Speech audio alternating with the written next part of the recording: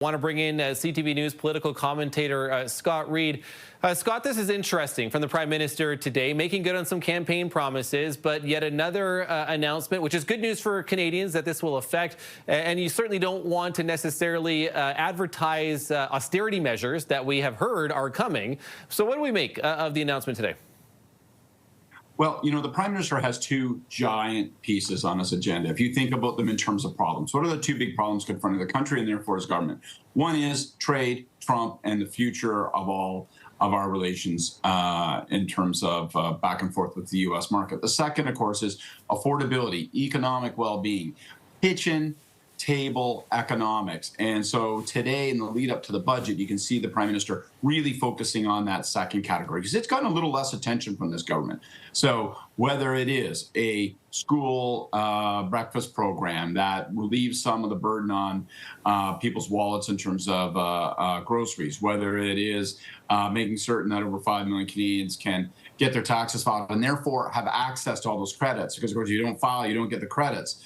I think you can see they're trying to focus in on some of those measures that can be packaged up around affordability, trying to take some of the burden off of individual Canadians, in particular lower income and lower middle class income Canadians. And so how does this affect, too, as we talk about the budget that is going to come out from just less than a month from now, too? A lot of spending here. That's going to be hundreds of millions of dollars in benefits, too, that the government does still pay out, at least for at this point, when it comes to the automatic tax filing and otherwise. But on the austerity measure side now, too, where do you believe, or what are we going to look at, too, when this budget finally is made public, and where this government is going to plan to possibly make some cuts?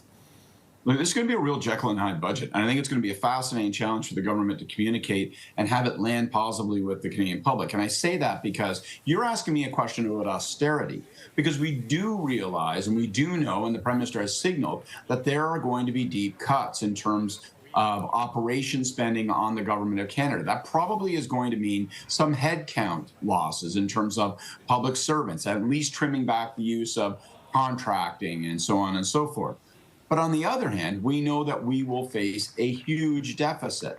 And to be fair to the Prime Minister, part of that is because we're choosing to make investments in places like defense that have been underfunded, and we need to in order to deal with Trump and other allies.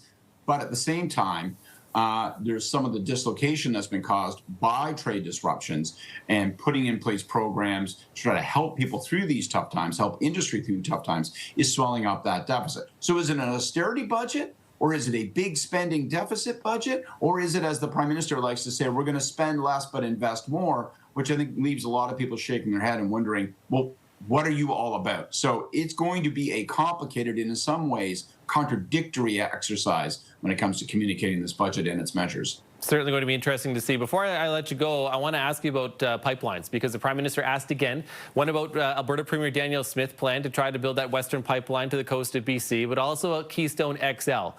Is this a path that, you know, it clearly came up with the meeting at Donald Trump, and, you know, does this spell some political danger for the Prime Minister going down this path, or how do you feel he handled that today? I think they're two very distinct issues. So I think with Keystone, if there is a deal to be done that buys us and purchases us some goodwill with the United States and with the White House, that's probably rational, and I think the public will back the Prime Minister on that. The West Coast pipeline, given entrenched opposition in British Columbia, given that there really is no specific proposal, there is no private sector company saying, here's the money that we're going to put behind it. You're watching now between the Prime Minister and the Alberta Premier, Danielle Smith, a real game of political kick the can.